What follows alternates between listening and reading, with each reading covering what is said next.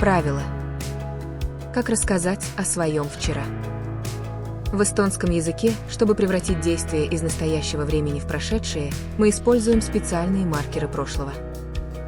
В русском языке это суффикс «л» – «делал», а в эстонском – суффикс «си» или суффикс «и». Схема построения для формы «я» – «мина». Основа глагола плюс признак прошлого «си» или «и» плюс личное окончание «н». Стандарт «си». К большинству глаголов просто добавляют «син». Например, Magasin. «сплю», Magasin.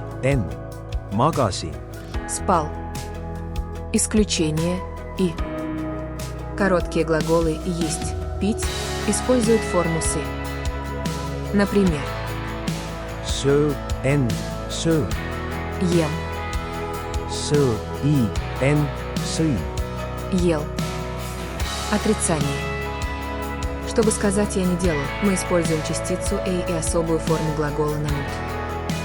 Например, Ma ei maganud. «я не спал», Ma ärkasin kell 8. «я проснулся в 8», Ma magasin eile 10 tundi. «я спал вчера 10 часов», Ma sõin hommikust kell 9.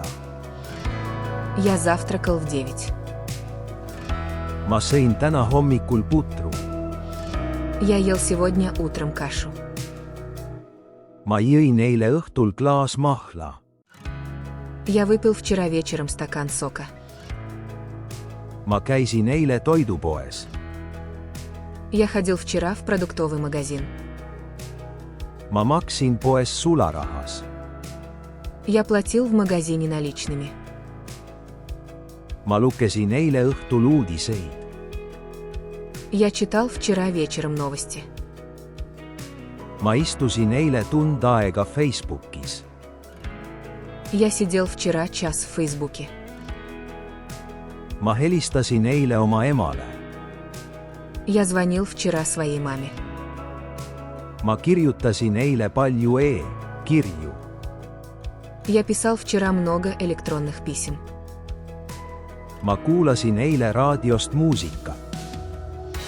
«я слушал вчера по радио музыку», Ma ei mäleta, mida ma eile tegin.